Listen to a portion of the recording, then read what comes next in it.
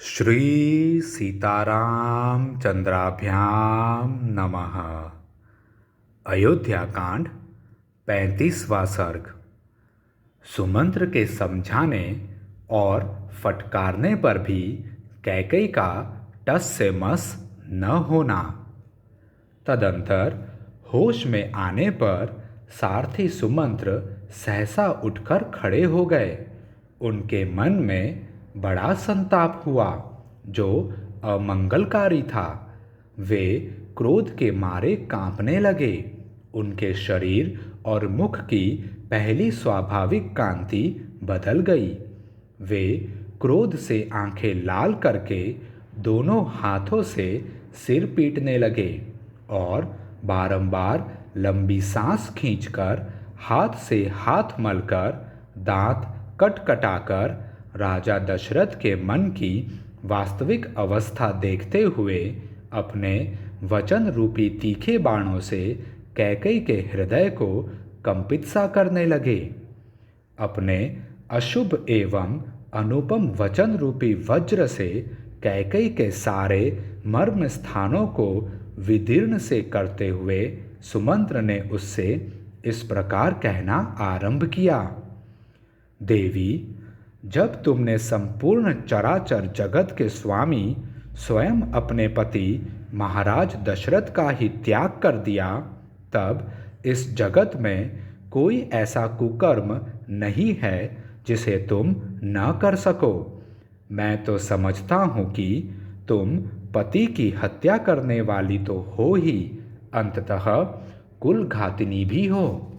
ओह, जो देवराज इंद्र के समान अजय, पर्वत के समान अकंपनीय और महासागर के समान शोभ रहित है, उन महाराज दशरथ को भी तुम अपने कर्मों से संतप्त कर रही हो। राजा दशरथ तुम्हारे पति, पालक और वरदाता हैं।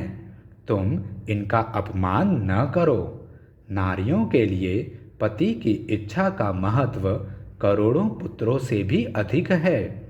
इस कुल में राजा का परलोकवास हो जाने पर उसके पुत्रों की अवस्था का विचार करके जो ज्येष्ठ पुत्र होते हैं वे ही राज्य पाते हैं। राजकुल के इस परंपरागत आचार को तुम इन इक्ष्वाकु वंश के स्वामी महाराज दशरथ के जीते जी ही मिटा देना चाहती हो। तुम्हारे पुत्र भरत राजा हो जाएं और इस पृथ्वी का शासन करें, किंतु हम लोग तो वहीं चले जाएंगे जहाँ श्री राम जाएंगे। तुम्हारे राज्य में कोई भी ब्राह्मण निवास नहीं करेगा। यदि तुम आज वैसा मर्यादाहीन कर्म करोगी तो निश्चय ही हम सब लोग उसी मार्ग पर चले जाएंगे जिसका श्री राम ने सेवन किया है। संपूर्ण बंधु बांधव और सदाचारी ब्राह्मण भी तुम्हारा त्याग कर देंगे। देवी, फिर इस राज्य को पाकर तुम्हें क्या आनंद मिलेगा? ओह, तुम ऐसा मर्यादाहीन कर्म करना चाहती हो। मुझे तो यह देखकर आश्चर्य सा हो रहा है कि तुम्हारे इतने बड़े अत्याचार करने पर भी पृथ्वी तुरंत फट क्यों नहीं जाती, अथवा बड़े बड़े ब्रह्मर्षियों के धिक्कारपूर्ण वाग्दंड जो देखने में भयंकर और जलाकर भस्म कर देने वाले होते हैं, श्री राम को घर से निकालने के लिए तैयार खड़ी हुई तुम जैसी पाषाण हृदया का सर्वनाश क्यों नहीं कर डालते हैं? भला आम को कुल्हाड़ी से काटकर उसकी जगह नीम का सेवन कौन करेगा? जो आम की जगह नीम को ही दूध से सींचता है, उसके लिए भी यह नीम मीठा फल देने वाला नहीं हो सकता। अतः वरदान के बहाने श्री राम को वनवास देकर कैकई के चित्त को संतुष्ट करना राजा के लिए कभी सुखद परिणाम का जनक नहीं हो सकता। कैकई, मैं समझता हूँ कि तुम्हारी माता का अपने कुल के अनुरूप जैसा स्वभाव था वैसा ही तुम्हारा भी है। लोक में कही जाने वाली यह कहावत सत्य ही है कि नीम से मधु नहीं टपकता। तुम्हारी माता के दुराग्रह की बात भी हम जानते हैं। इसके विषय में पहले जैसा सुना गया है वह बताया जाता है। एक समय किसी वर देने वाले साधु ने तुम्हारे पिता को अत्यंत उत्तम वर दिया था।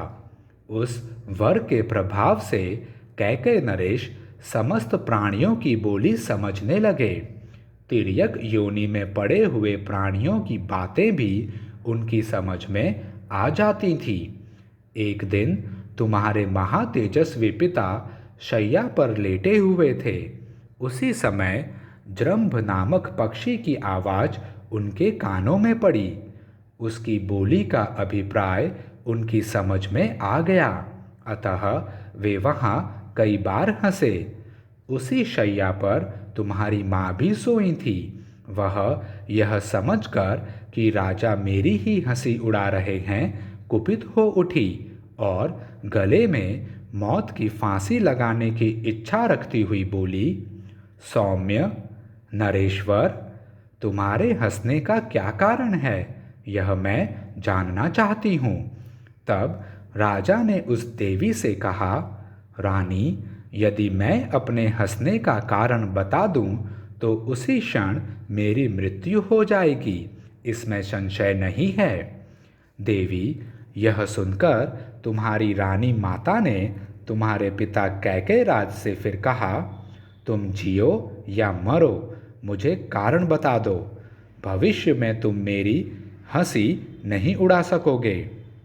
अपनी प्यारी रानी के ऐसा कहने पर कैकेय नरेश ने उस वर देने वाले साधु के पास जाकर सारा समाचार ठीक ठीक कह सुनाया। तब उस वर देने वाले साधु ने राजा को उत्तर दिया, महाराज, रानी मरे या घर से निकल जाए, तुम कदापि यह बात उसे न बताना।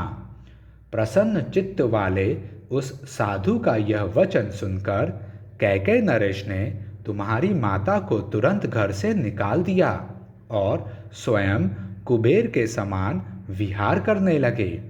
तुम भी इसी प्रकार दुर्जनों के मार्ग पर स्थित हो पाप पर ही दृष्टि रखकर मोहवश राजा से यह अनुचित आग्रह कर रही हो। आज मुझे यह लोकोक्ति 16 आने सच मालूम होती है कि पुत्र पिता के समान होते हैं और कन्याएं माता के समान। तुम ऐसी न बनो। इस लोकोक्ति को अपने जीवन में चरितार्थ न करो। राजा ने जो कुछ कहा है उसे स्वीकार करो। श्री राम का राज्याभिषेक होने दो। अपने पति की इच्छा का अनुसरण करके इस जन समुदाय को यहाँ शरण देने वाली बनो। पापपूर्ण विचार रखने वाले लोगों के बहकावे में आकर तुम देवराज इंद्र के तुल्य तेजस्वी अपने लोक प्रतिपालक स्वामी को अनुचित कर्म में न लगाओ। देवी, कमल नयन श्रीमान राजा दशरथ पाप से दूर रहते हैं। वे अपनी प्रतिज्ञा झूठी नहीं करेंगे। श्री रामचंद्र जी अपने भाइयों में ज्येष्ठ, उदार, कर्मठ, स्वधर्म के पालक, जीव जगत के रक्षक और बलवान हैं। इनका इस राज्य पर अभिषेक होने दो। देवी, यदि श्री राम अपने पिता राजा दशरथ को छोड़कर वन को चले जाएंगे तो संसार में तुम्हारी बड़ी निंदा होगी।